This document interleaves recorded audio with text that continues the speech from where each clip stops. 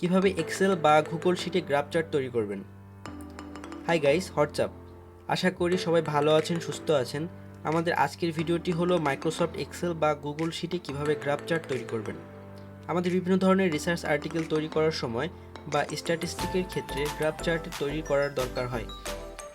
তাই কথা না বাড়িয়ে আমরা ভিডিওটি শুরু করা যাক। প্রথমে আমরা মাইক্রোসফট এক্সেলে যাব।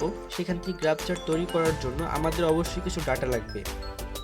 আমি একটি ডেমো ডাটা থেকে দেখাবো। ফাইলটি ওপেন করি। এবার যে পোর্শনটুকুর গ্রাফ চার্ট তৈরি করব সেটুকু আমাদেরকে সিলেক্ট করতে হবে।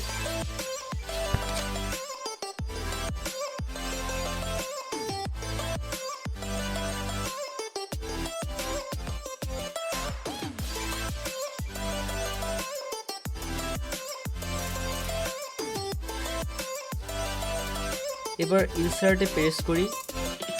এখান থেকে অনেক ধরনের গ্রাফ চার্ট দেখতে পারবো।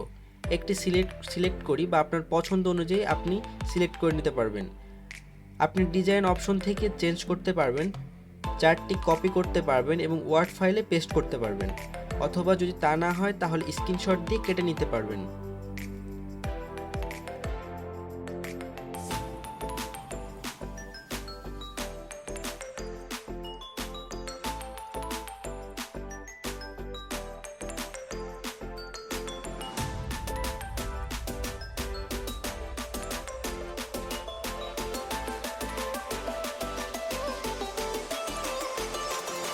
এবার আমরা গুগল শিটে চলে যাই।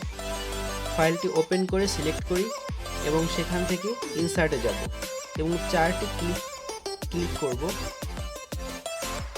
বিভিন্ন ধরনের চার্ট থাকবে, চার্ট টাইপ থেকে চার্টটি সিলেক্ট করে নেব। বিভিন্ন ধরনের চার্ট আছে, এগুলো স্ক্রল করলেই বুঝতে পারবো।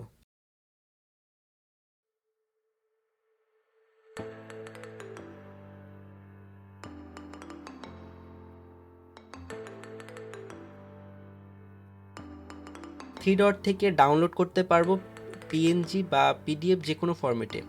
আবার এখান থেকে কপি পেস্টও করতে পারবো। এভাবেই খুব সহজে গ্রাফ চার্ট তৈরি করতে পারবেন। আশা করি ভিডিওটি ভালো লেগেছে। ভালো থাকবেন, সুস্থ থাকবেন। দেখা হবে নতুন কোনো ভিডিওতে।